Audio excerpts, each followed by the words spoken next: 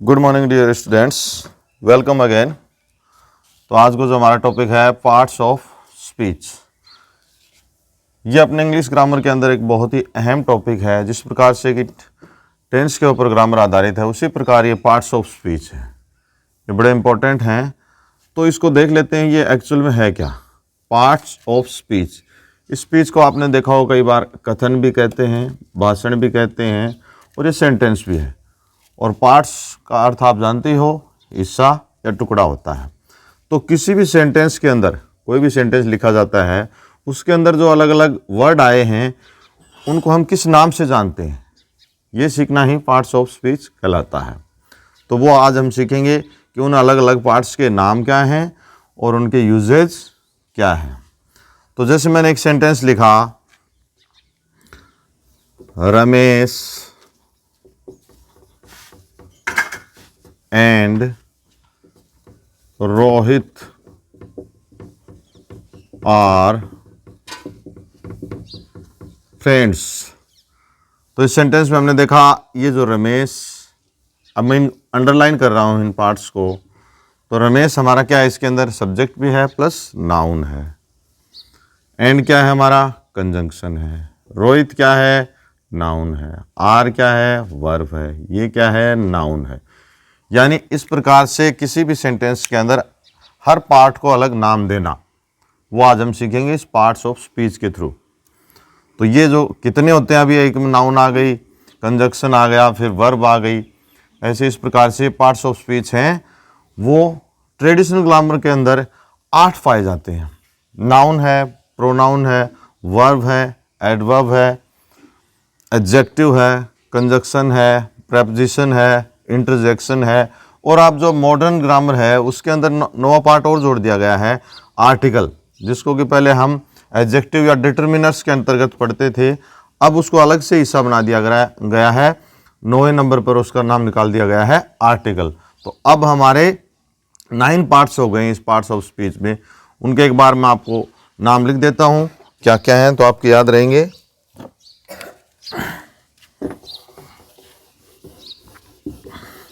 जैसे मैंने इनके नाम लिखा 1 बाय 1।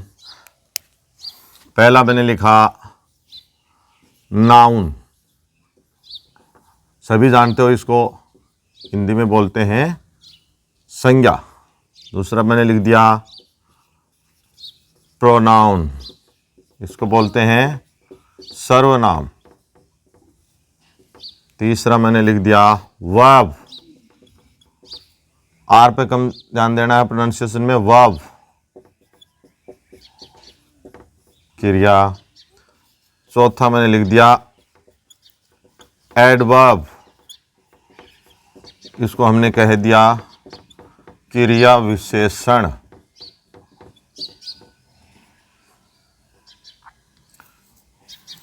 पांचवा मैंने कह दिया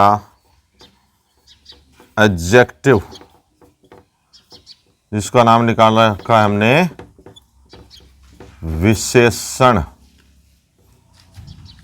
6 नंबर पर हमने लिख दिया कंजंक्शन, इसको हम बोलते हैं संयोजक। 7th पे लिख दिया हमने प्रेपोजिशन, न कि प्रीपोजिशन, ये है प्रेपोजिशन, संबंध सूचक अवयव होता है। 8वें नंबर पे हमारा इंटरजेक्शन, इसको हम बोलते हैं विस्मयादिबोधक।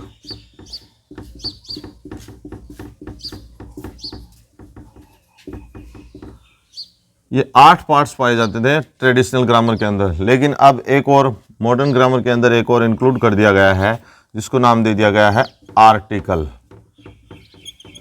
यानी सूचक। इसको भी अब पार्ट्स ऑफ स्पीच का एक हिस्सा मान लिया गया है।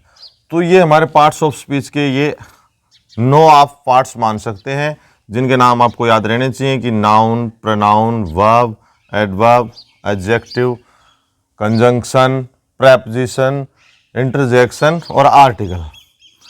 अब अगर आपको ये नाम याद रखने में थोड़ी दिक्कत आ रही है तो इसके लिए मैंने आपके लिए एक शॉर्ट सूत्र बनाया है जिसके माध्यम से आप इनको आसानी से याद रख सकते हो। तो आप वो सूत्र देख सकते हैं।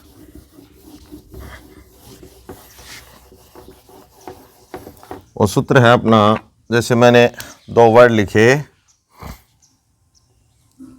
CI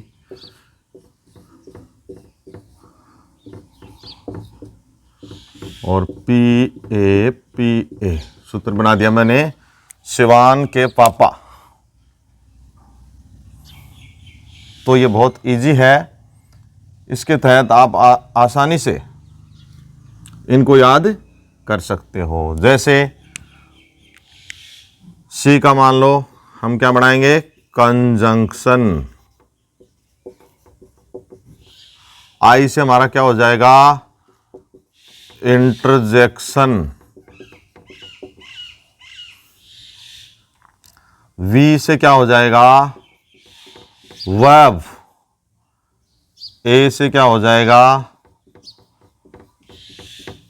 adverb. और एन से क्या हो जाएगा, नाउन। पी से क्या हो जाएगा, प्रोनाउन। ए से क्या हो जाएगा, एडजेक्टिव। इस दूसरी पी से क्या हो जाएगा, प्रेपोजिशन। और इस ए से हो जाएगा आर्टिकल। यानी इसके याद करने के लिए मैंने आपको और एक शॉर्ट सूत्र बना दिया है, शिवान के पापा। तो इससे आप इजीली याद रख सकते हो इन पार्ट्स ऑफ स्पीच को। इन 9 ही नामों को याद करने में आपकी सहूलियत रहेगी। आपको ये सूत्र याद रखना है। चलो अब हम आगे बढ़ते हैं, 1 बाय 1 इनको देखते हैं।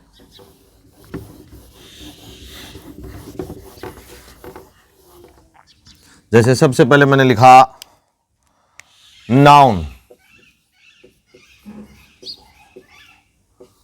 नॉर्मली सभी जानते हैं इसके बारे में। नाउन क्या है, हम इसकी परिभाषा रटते रहते हैं, किसी व्यक्ति, वस्तु, स्थान, दिशा, नाम के भाव को ही संज्ञा कहते हैं। इतना याद रखने की जरूरत नहीं है। जो भी इस वर्ल्ड के अंदर नेमिंग वर्ड है, यानी जो नाम है, वो नाउन है। 3 इसकी विशेषता याद रखनी है, सी, फील और टच। इसे हम देख सकते हैं, छू सकते हैं, ठीक, और महसूस कर सकते हैं, वो नाउन है।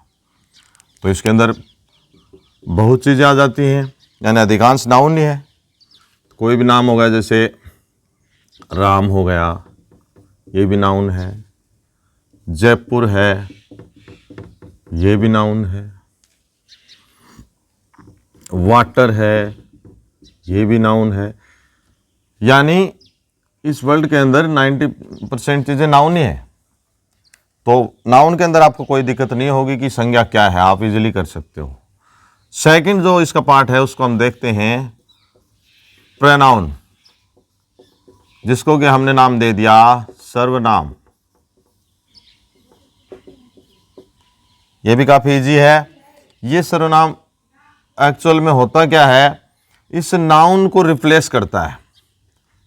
यानी नाउन का बार बार जो रिपीटेशन होता है लैंग्वेज के अंदर, उसको बेहतर बनाने के लिए, सुंदर बनाने के लिए हम किसका इजाद हुआ है, नाउन की जगह प्रोनाउन को लगाने का। जैसे हमने लिख दिया ही, सी, इट, आई, वी, यू, दे, ये सब क्या है, ये प्रोनाउंस है। यानी ये राम की जगह हम ही यूज़ कर सकते हैं। यहाँ पर सीता होता तो हम सी यूज़ कर सकते थे, ठीक है। कोई नॉन लिविंग थिंग के लिए इट यूज़ कर सकते थे, ठीक है। तो ये क्या है, प्रोनाउन है जो किसी नाउन को रिप्लेस करते हैं, यानी नाउन के बदले में आए, यानी संज्ञा के स्थान पर काम में आने वाले शब्दों को सर्वनाम कहते हैं। तो इसी परिभाषा को सार्थक करते हैं। तो ये है प्रोनाउंस। अब थर्ड पार्ट है इसका वर्ब, जिसको हम क्रिया के नाम से जानते हैं। बहुत इजी है। क्रिया क्या है, इसमें किसी काम का करना या होना पाया जाए, या कुल मिलाकर आप समझो एक्शन है वही वर्ब है। जो भी एक्शन है वो वर्ब है। तो इसके अंदर मैंने एग्जाम्पल लिख दिया, कोई भी गो है, ईट है, स्लीप है, और रन है, वॉक है, ये सब क्या है, वर्ब्स हैं। अब ये अलग मैटर है कि कोई हेल्पिंग वर्ब से उस मैन वर्ब इसके पोर्शन बना दिए, इससे बना दिए जाते हैं, आगे ट्रांजिटिव है, इंट्रांजिटिव है, वो हम तब पढ़ेंगे जब इस वर्ब का सेपरेट वीडियो देखेंगे। फिलहाल हमें ये समझना है सिर्फ कि वर्ब क्या है। तो वह जिसमें कोई एक्शन है, काम का करना या होना पाया जाए, वो वर्ब है। अगला वर्ड हमारा है एडवर्ब। इसको आपको ध्यान से देखना है, क्योंकि बाकी जो ऊपर तीनों आए हैं ये नॉर्मली सभी बच्चे जानते हैं। क्रिया विशेषण, ये बहुत इजी है, इसके नाम में देखिए आप, क्रिया विशेषण, यानी क्रिया की जो विशेषता बताएगा वो क्रिया विशेषण होगा, उसको एडवर्ब कहते हैं। जैसे मैंने लिख दिया फास्ट, ठीक है, स्लोली, सडनली, क्लियरली, ये सब क्या है अपने आप में एडवर्ब्स है। कैसे? ये किसी वर्ब को मॉडिफाई करते हैं, और कई बार ये किसी एडजेक्टिव को भी मॉडिफाई करते हैं, और कई बार ये किसी खुद एडवर्ब को भी मॉडिफाई करता है। कैसे? एक सेंटेंस से आप समझोगे। जैसे मैंने लिखा सी रन्स फास्ट, तो यहां पर देखना सी रन्स फास्ट, वो तेज दौड़ती है, तो ये रन्स क्या है, यहां पर वर्ब है। तो इस फास्ट में क्या बताया, इस वर्ब की विशेषता बताई, नहीं कि सी की। तो ये यहां पर किसका काम कर रहा है, एडवर्ब का है, यानी वर्ब की जो विशेषताएं बताए उसको एडवर्ब कहते हैं। और मान लो इस सेंटेंस को मैं ऐसे भी लिख सकता था, सी रन्स वेरी फास्ट, तो यहां पर ये वेरी है, ये फास्ट को मॉडिफाई कर रहा है, यानी खुद एडवर्ब भी मॉडिफाई कर सकता है, ठीक है। तो ये किसी वर्ब की विशेषता बताता है, किसी एडजेक्टिव की, और खुद किसी एडवर्ब की विशेषता बता सकता है, उनको कहते हैं एडवर्ब्स, यानी क्रिया विशेषण। यहां तक मैं सोचता हूं आपके क्लियर है। चलो आगे देखते हैं।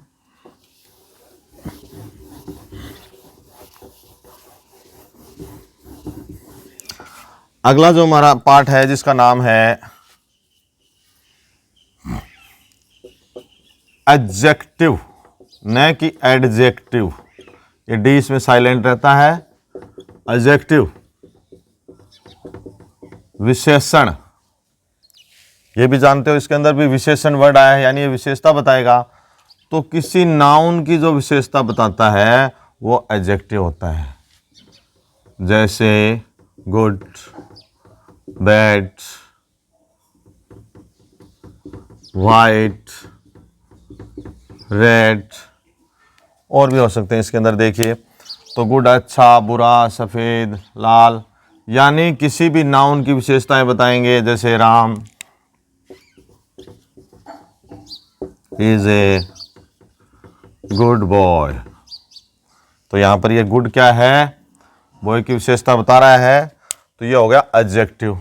Ram is a bad boy, Ram is an honest boy, ठीक है। तो कोई भी इसकी विशेषताएं बता सकते हैं, तो वो आएंगे एडजेक्टिव। जैसे वाइट है, रेड है, और जितने भी कलर्स हैं वो सब भी क्या हैं, एडजेक्टिव हैं, यानी ये भी विशेषता बताते हैं। सभी कलर्स को हम एडजेक्टिव के अंदर शामिल कर सकते हैं। तो ये था हमारा एडजेक्टिव। चलो नेक्स्ट देखते हैं कंजंक्शन।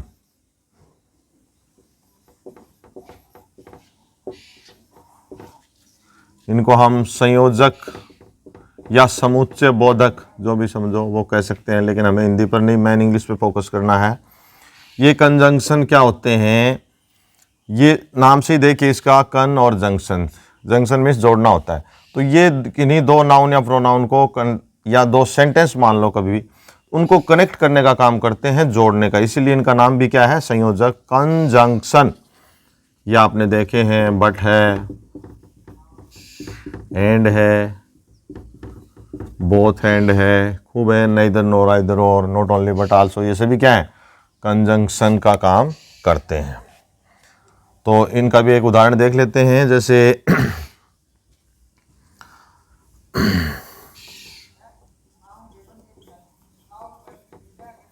राजू एंड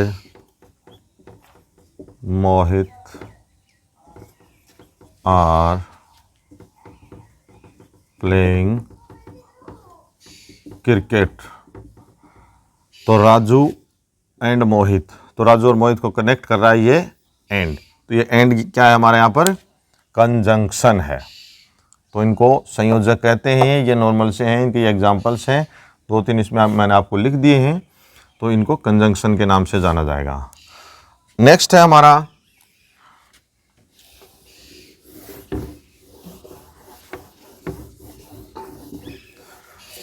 जो बहुत इंपॉर्टेंट है एग्जाम की दृष्टि से भी, उसका सेपरेट वीडियो बनेगा। वैसे तो सभी के बनाऊंगा, लेकिन उसका अलग से टॉपिक दे रखा है अपने गाइड के अंदर भी, जो हमारे सिलेबस में है। उसको बोलते हैं हम प्रेपोजिशन। प्रेपोजिशन समूह से वो बोलते हैं इसको संबंध सूचक।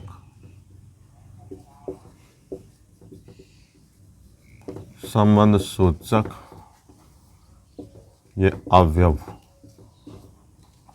2 वर्ड से बना है, प्री और पोजीशन। यानी ये किन्हीं 2 नाउन और प्रोनाउंस के बीच में रिलेशन या संबंध बताता है। इनके पहले एग्जांपल्स देख लो, फिर समझते हैं। जैसे इन है, ऑन है, अपॉन है, एट है, बाय है, विद है, फ्रॉम है, टू है, इनटू है, काफ़ी सारे हैं।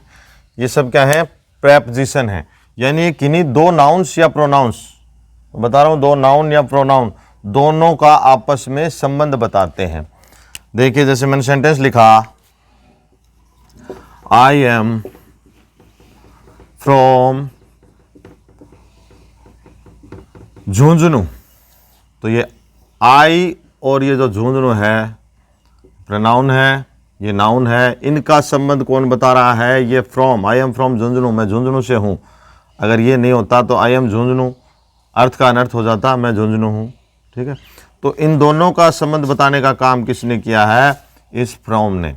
तो ये प्रेपोजिशन है, क्या है, किन्हीं 2 नाउन्स या प्रोनाउंस का आपस में रिलेशन या संबंध बताते हैं।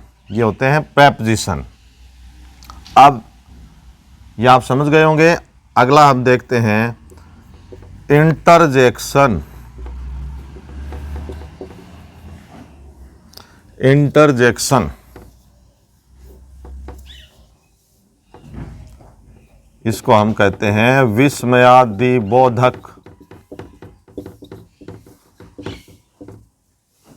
विस्मय जानते हो आप, अचंभा या आश्चर्य है। तो ये इंटरजेक्शन है क्या, सडन इमोशंस एंड फीलिंग्स, यानी अचानक से हमारी कोई भावनाएं प्रकट होती हैं, चाहे वो सुख की हो सकती हैं, दुख की हो सकती हैं, कोई अचंभा हो सकता है, वो सब किसके तहत आते हैं, इंटरजेक्शन के तहत। और इनके एग्जाम्पल आपने देखे होंगे। एक तो आपको ये दिख जाता है, नॉर्मली सभी सेंटेंस में मिलेगा आपको अलास, या फिर मिलेगा आपको हुर्रा, ये निशान मिलेगा आपको। इनके बाद एक्सक्लेमेटरी मार्क, व्हाट, वाव, ओह। ये आपको कुछ वर्ड्स हैं जो ध्यान में रखने हैं। ब्राओ,